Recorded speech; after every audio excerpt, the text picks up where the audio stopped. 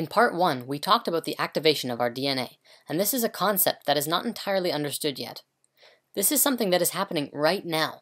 It's not something that will happen all of a sudden and that you have to wait for. This is something that you and I get to activate by becoming more in tune and aware of ourselves.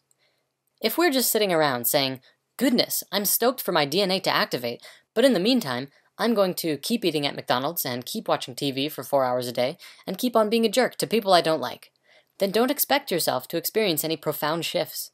The higher strands of your DNA will bring you more in tune with yourself, for they are you, and you have to be the one to choose the path of awareness and unity. So higher strands of DNA, what does this really mean? The portions of the DNA chain that science has presently identified as the double helix represents only the surface portions of the chemical, elemental, and electrical components of the active DNA strands. Science has yet to understand the multidimensional spectra of DNA manifestation, though we are beginning to remember. The human DNA imprint will always appear from external analysis as a 2-strand double helix configuration in 3 dimensions. What is not understood is that within the double helix there are, and will be progressively more, additional double helix strands which fuse together. As our understanding evolves into the multidimensional spectra, the understanding of the structure and function of DNA will progressively advance. A team of Russian researchers working with DNA started a project to progressively learn more about DNA by combining forces with linguists, and have dived into the unknown of the 90% of junk DNA which we currently embody. Their findings are evolutionary.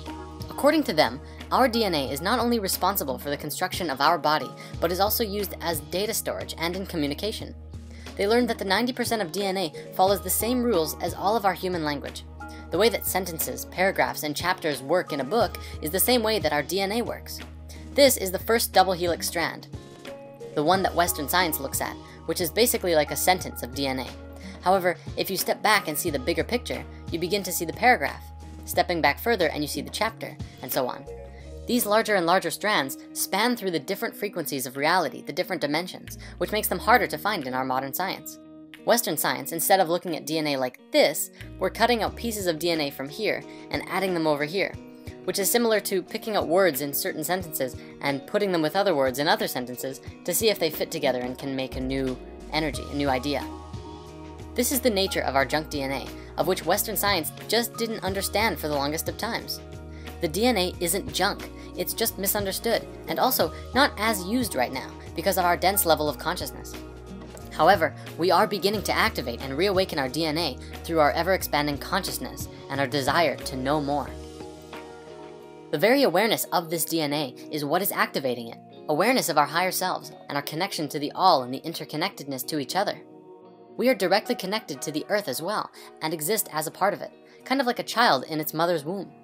If anything happens to the mother, it creates an energetic imprint that affects the child.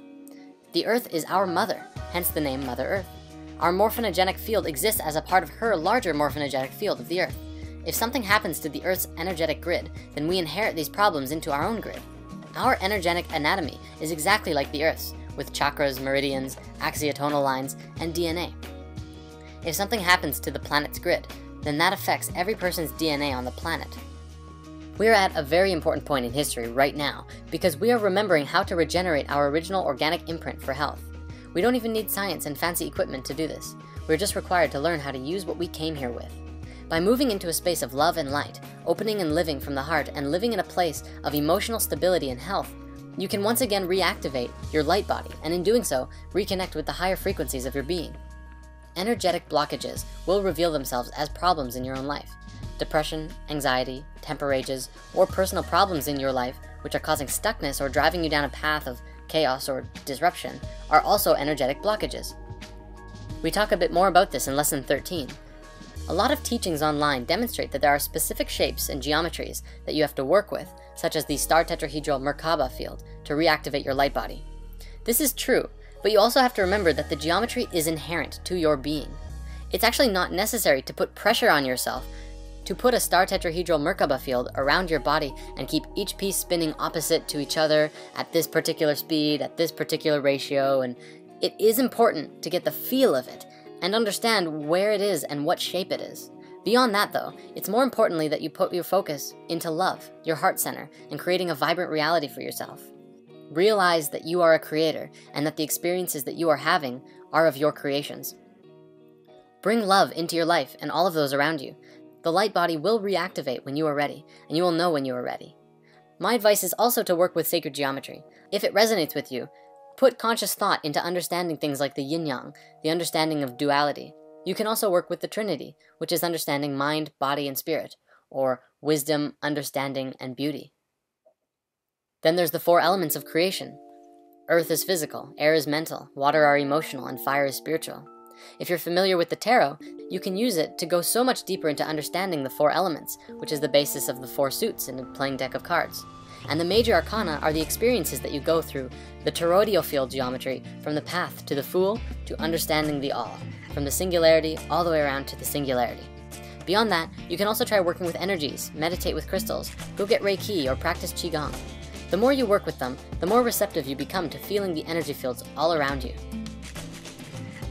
The final thing I want to say is this: we are all one, and our DNA is connected. The process of DNA activation is as much a solo journey as it is a collective one.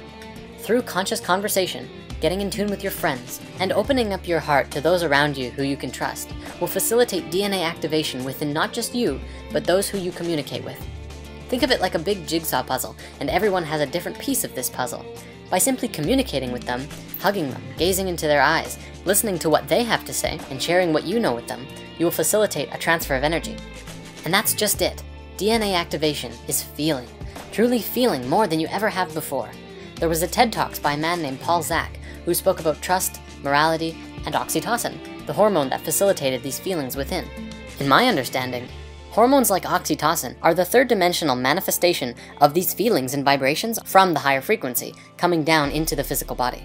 Just as the heart organ is the physical manifestation of the source and center of your being and a different frequency as well. I will link you to this video, and ultimately what he concluded was that physical contact, hugging, holding hands, eye gazing, are some of the most important factors in awakening to your whole self.